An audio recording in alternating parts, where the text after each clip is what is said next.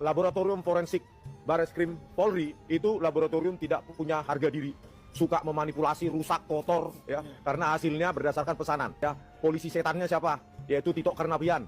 Berikut polisi setan lainnya siapa? Krisnamurti. Yang polisi setan lainnya, kepala laboratorium komputer forensik itu Muhammad Nual Azhar. Ya, pantas saja menurut Indeks Mundi kepolisian Indonesia menjadi kepolisian terkotor, terkorup se-Asia Tenggara.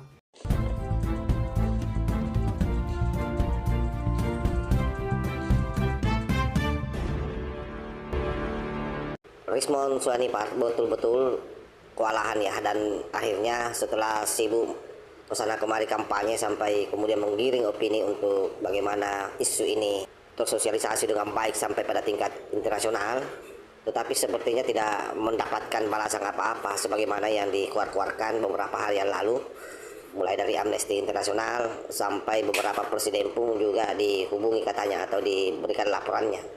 Nah, kali ini kembali ke dalam negeri berjuang menemui Kompolnas. Ya tentu apalagi kalau tidak bicara soal bagaimana dia merasa dikriminalisasi.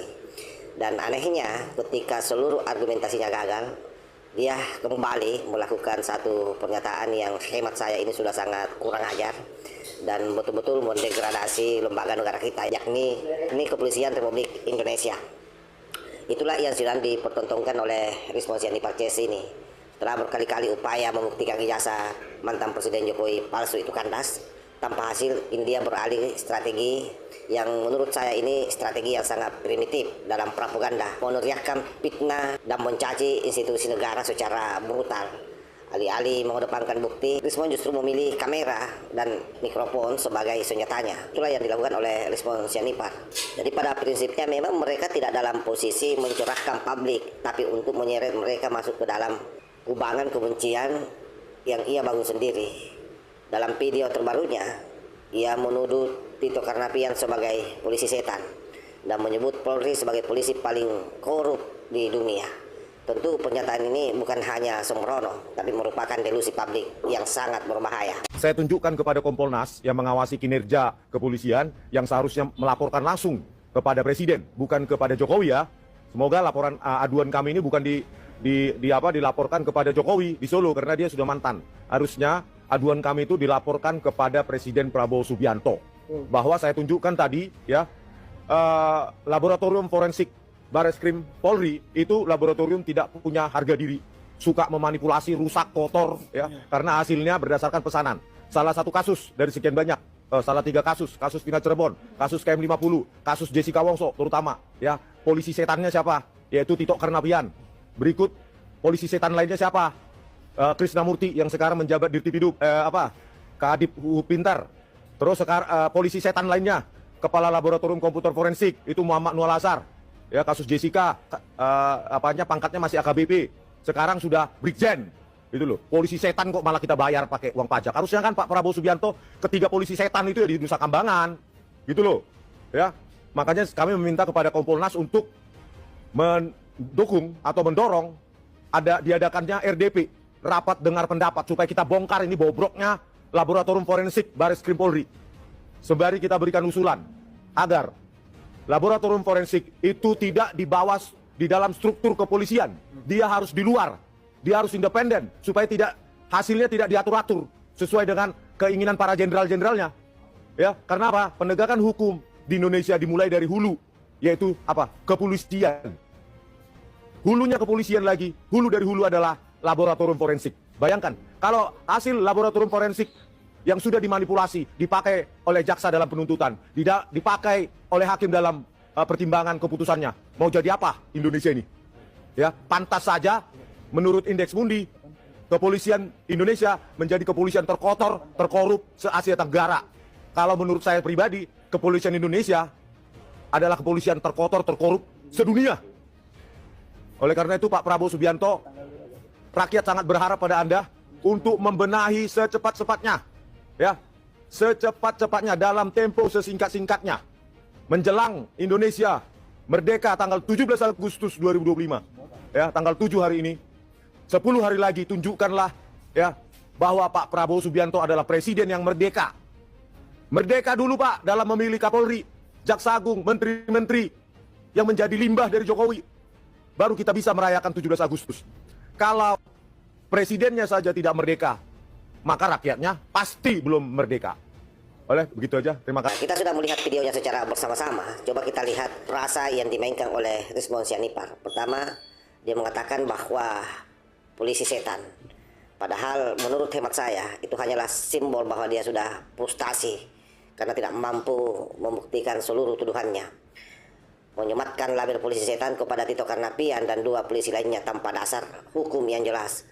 Ini jelas serangan personal yang tidak mencerminkan etika publik apapun. Artinya, ini bukan kritik yang sifatnya konstruktif, tetapi ini adalah frase reaksi dari seorang yang kalah secara data, kalah secara logika, dan kalah secara moral alias panik. Yang kedua, ketika dia melabelkan bahwa polisi Indonesia ini adalah polisi paling korup di dunia. Bagi saya, ini adalah merupakan klaim yang sifatnya sangat irasional dan ahistoris. Karena jika benar Rismon adalah aktivis akademik, ia pasti tahu bahwa klaim internasional tentang tingkat korupsi Polri tidak pernah menempatkan Indonesia sebagai paling buruk di dunia. Bahkan TI atau Transparansi Internasional pun memiliki metodologi yang jelas. Bukan sembarang lontarkan kata-kata seperti yang dilakukan oleh Rismon. Jadi tuduhan ini tidak didasarkan pada data, hanya didorong oleh dendam dan kebencian yang akut. Nah, tentu yang menjadi pertanyaan sangat kritis buat kita semua, apa sih sebenarnya motif orang ini semua? Jelas-jelas menggiring opini publik untuk membenci negara dan tidak percaya pada hukum demi membenarkan narasi palsu yang mereka bawa selama ini, bahwa ijazah Pak Jokowi palsu. Tapi justru dengan cara seperti ini, publik bisa melihat siapa sebenarnya yang bertindak subversif dan berbahaya bagi bangsa ini. Sehingga dari awal saya selalu mengatakan bahwa sesungguhnya sasaran ijazah palsu ini bukanlah sasaran yang asli buat mereka.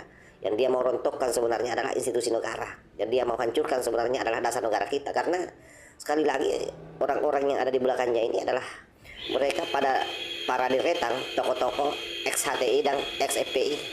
Sehingga yang dimainkan Rismon hari ini itu sesungguhnya adalah logika yang terbalik. Yang salah merasa paling benar. Nah, seperti itulah Rismon hari ini.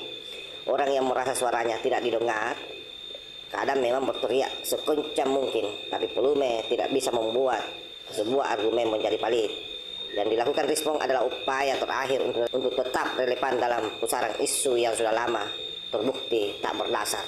Artinya begini, Rismon ingin melakukan kapitalisasi kebohongan secara terus-menerus, sehingga kemudian rakyat merasa yakin apa yang Rismon katakan. Dalam posisi ini, dia berharap rakyat ini ragu terus dengan ijazah Pak Jokowi. Tetapi targetnya bukan itu, sahabat ya. Sekali lagi, targetnya bukan itu. Targetnya adalah model legitimasi seluruh lembaga-lembaga negara, terutama institusi hukum kita. Jadi, sesungguhnya Rismon Sianipar bukan lagi sebagai orang yang tampil sebagai peneliti. Dia telah bermetamorfosis menjadi provokator politik yang tidak tahu batas etika dan hukum. Narasinya sudah sangat kurang ajar, tidak lahir dari niat tulus membela kebenaran, tapi dari kerakusan yang menumbangkan legitimasi negara dengan menjual kebencian ke publik. Sehingga yang dia lakukan, karena gagal membuktikan seluruh kata-katanya itu, yang dia sudah terlanjur lontarkan ke publik, maka yang dia lakukan adalah menyerang personal. Dan jika tidak bisa menyangga bukti, maka yang dilakukan adalah delegitimasi institusi. Begitulah skema klasik dari mereka yang kehabisan akal, seperti yang kini dipertontonkan Rismon Sianipar CS. Tapi tentu rakyat Indonesia semakin cerdas dengan ulah mereka. Mereka sudah tahu membedakan mana kritik dan mana fitnah, tahu membedakan suara rakyat dengan jeritan kebencian. Dan di tengah itu semua, satu hal yang pasti, bahwa kebenaran tidak akan tumbang hanya karena diteriaki oleh kebohongan sekelas Rismon Sianipar CS.